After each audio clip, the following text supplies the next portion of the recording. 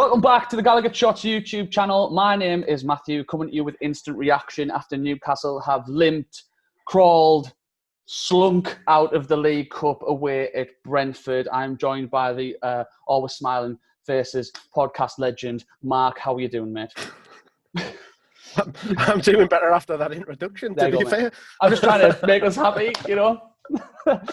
Oh, dear me. Yeah. Oh.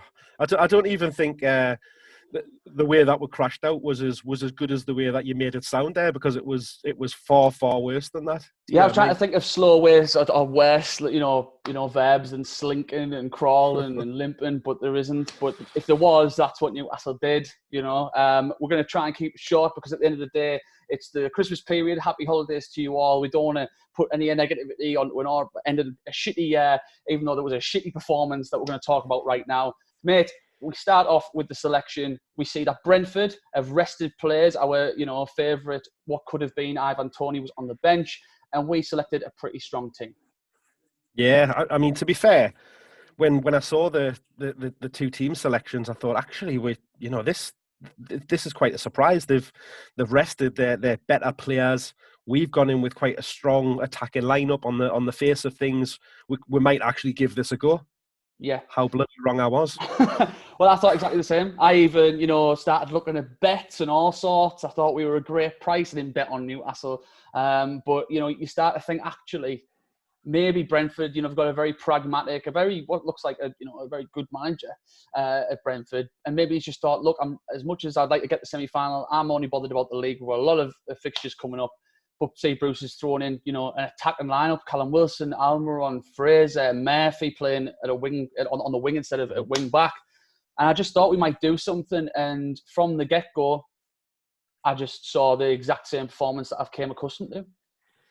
Yeah, it was just slow, laboured, tippy-tappy, knocking the ball around, no urgency at all. And kind of as the first half progressed, it was kind of Brentford were getting chances and that. I mean, we had a couple of chances as well, but it was almost a bit of a nothing affair in the first half, a bit kind of cancelling each other out. But we didn't look great. They looked far more threatening than we did on the attack. They absolutely wanted it more than us. That it was the biggest frustration for me during that game, was that it was just a gutless and heartless performance by far too many people on that pitch. And as we went into the second half, after going a goal down as well, kind of after the changes that we made, you expected a reaction, just didn't come. Didn't come whatsoever. Totally agree. I mean, the first half, like you said, sort of cancelled each other out. However, I felt like Brentford, maybe a Brentford fan would tell me different, but, as a Newcastle supporter, I felt Brentford's chances were much better. They've ended up hitting the crossbar as much as it was a scuffed shot.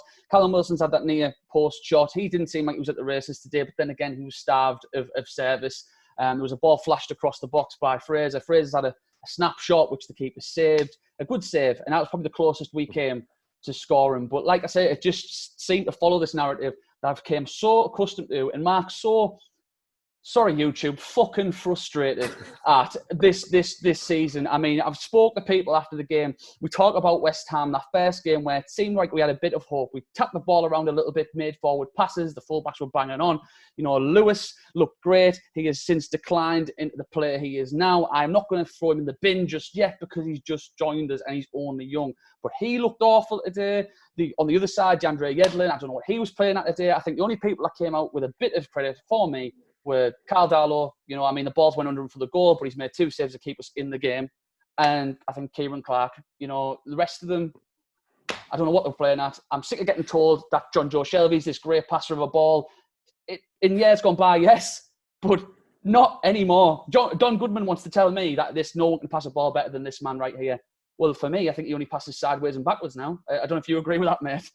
Yeah, once we made a few changes, he started, doing his usual of pinging the longer diagonal balls and trying to get it up and that kind of thing. But it was just very, very frustrating. I mean, I've calmed down a little bit after the final whistle because I was raging by that point. The amount of times where we had throw-ins that were up on the edge of their box, and it ended up back at Darlow. We got a free kick about 30, 35 yards out, pulled everybody forward to put it into the box, and it ended up going back to Darlow.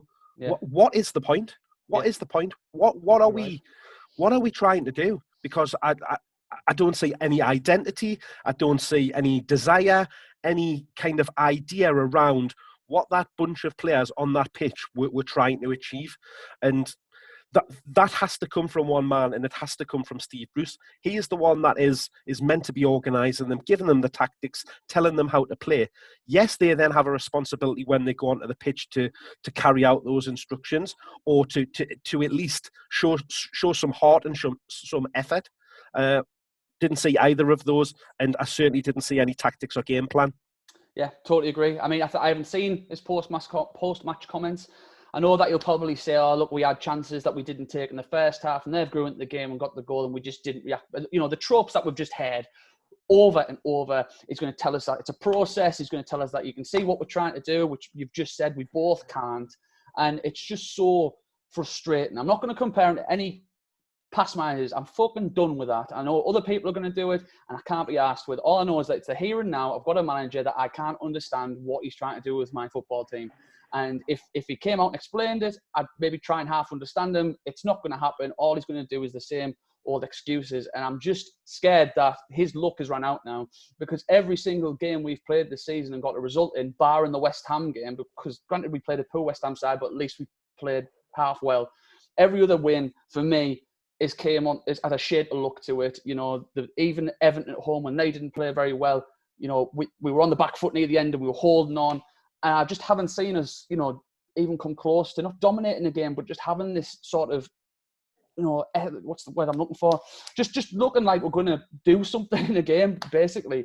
And people will say to me, what, and this is the most frustrating thing, and I don't want to really talk about too much, but people who say to me, what do you expect when it comes to Steve Bruce? What do you expect? You Newcastle United, you know, you're expecting this, and all that word expectation. Mark, what would you say to people who ask you that question? Well, it's the same thing that we've banged on for years after years. We even had a great big banner in the Gallowgate in the corner about it. We expect a little bit of effort. We expect a team to try to go out on that pitch, have a little bit of pride in the shirt that they're wearing, and try and win a game of football. And I'm not seeing that, because if it's hard to say, because as a professional footballer, you must want to go onto that pitch and play well and win the game. But their performances and what I'm seeing from them just doesn't indicate that to us. It shows the complete opposite. Now, there's lots and lots of talk about whether it's Bruce has lost the dressing room, whether there's been falling outs, you know, all of this kind of these rumours flying around the place. But it's clear as day that those players are not doing enough when they go over that touchline onto that pitch. But then you sit in, and you mentioned Goodman, you mentioned the commentary team and stuff like that. Tonight, we've had it in previous games, at half-time and at full-time. We had the comments from I don't understand what Jamie Redknapp watches when he sees us play football, because it's certainly not anything that I'm seeing. Yeah. He must watch a completely different game to me. Yeah, I know what you mean. It's as if he's looking at his phone half the time, just looking up and seeing the odd bit of good stuff and commenting on it. And yeah, I know exactly what you mean. I mean, one thing that really frustrated me at full time as well, Laura Woods, she came out and said, oh, Brentford have went and got a good result against a team that, in all intents and purposes, doing quite well in the Premier League. And you're thinking, what's your definition of quite well? Yeah. I know it's that false league position, isn't it? Yeah. That is all that people do not watch us on a regular basis see. They see us sitting in a comfortable place in the league, but what they don't see is the fluky results that we've had, the abject, terrible performances that we've got to sit and somewhat meant to accept. Yeah, but we don't want to accept it. We want to see our team trying to win a game. We want to see the team retaining the ball, showing a little bit of energy, showing some intention to get forward and to attack. You go back to the weekend, it was the same. We're playing against 10 men and we had no urgency to get that ball forward and to attack. It was the same for 90 minutes today. Yeah. Even when we had 4 strikers on the pitch, no intention to attack at all. 4 strikers and you don't attack. What is that about? Didn't get a shot on target. I don't think we forced a save out their keeper once we got 4 strikers on the pitch, and that seems a bit like, well, there you go. You know, 4 strikers on the pitch. It makes me think about, Steve McLaren at Middlesbrough when they had that run in the UEFA Cup. There were 3 goals down. He throws 4 strikers on to come back. He did it in the semi-final. Gets to the final, tries it again, gets smashed 4-0. It only works every once in a while with Steve Bruce. It's not working at all. And I've just got this voice in my head, mate, and I know I'm going to sort of contradict myself here, because people are going to say, well, the previous manager, he didn't play attacking football. He didn't play football where he took most of the possession and stuff like that. However, I feel, and I might be wrong, that I saw a progression over especially his 2 years in the Premier League.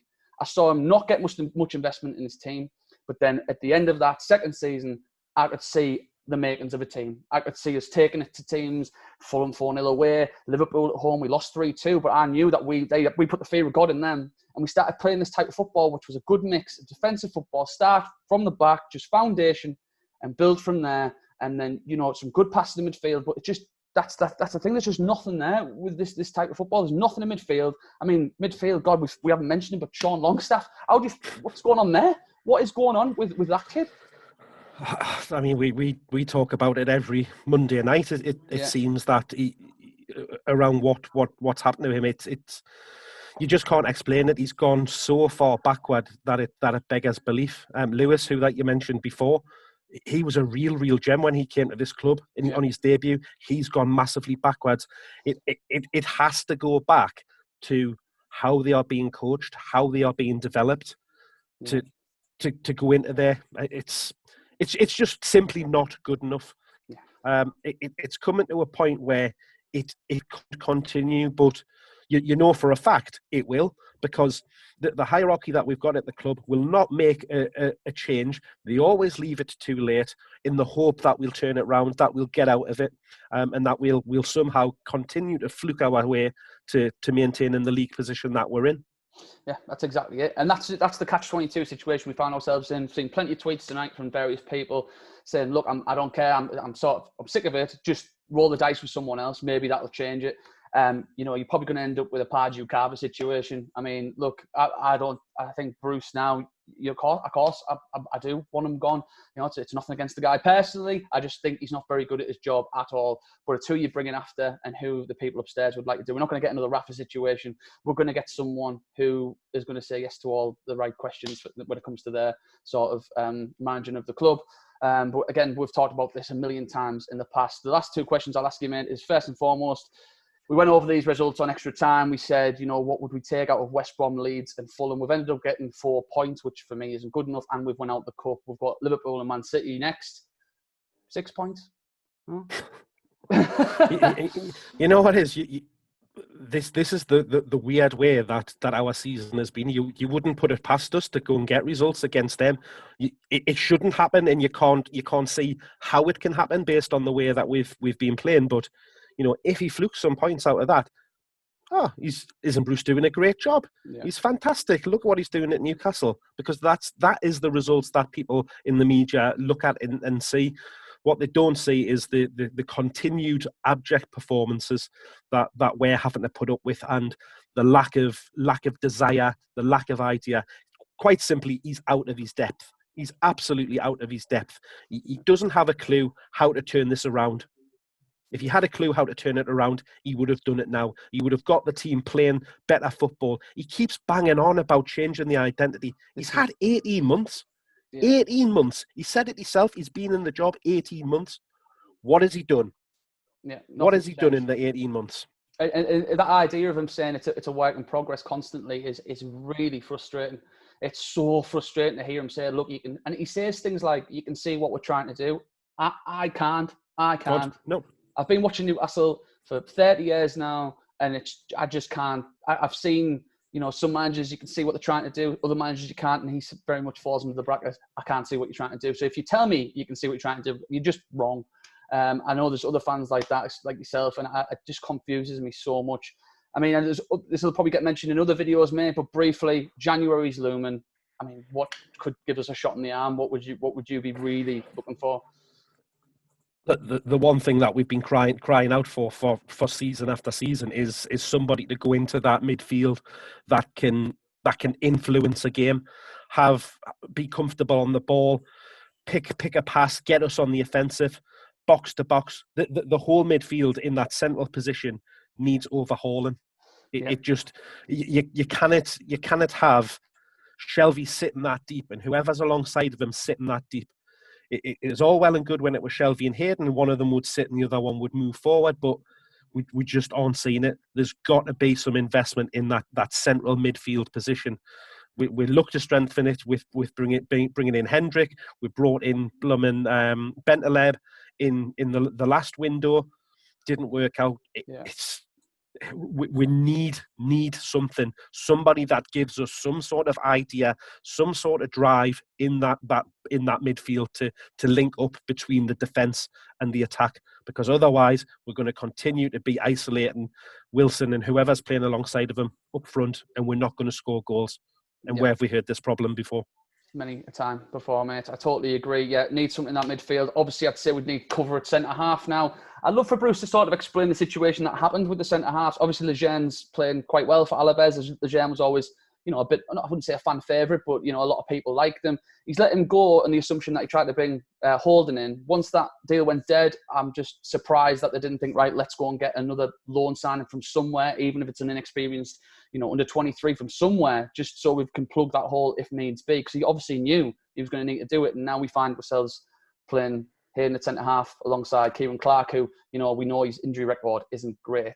But anyway, mate, moving on. I mean, we'll wrap things up now. Hopefully, we'll go on to bigger and better things. We won't, because it's City and Liverpool next. And we'll probably be talking about conceding. I mean, I think if we can keep the aggregate score below 8, I think we're going to do well there. But, predictions, mate. What do you think is going to happen in the next 2 games? I'm just intending to get absolutely hammered on Christmas Day and then continue that for the rest of the week, just to try and to fizzle it out of me memory, because I ain't looking forward to it. Well, that's what I'll be doing too, man. But anyway, all I'll say is have a great Christmas, mate. I'm sure I'll speak in the meantime. Everyone watching, please have a great Christmas. Stay safe. Please comment below with your, guttural, visceral reactions to this heap of shite that we've just watched. It'll make me feel better. It'll make Mark feel better. It'll make us all feel better if we share this. So if you could please like the video, share the video, and obviously subscribe to the Gallowgateshots YouTube channel.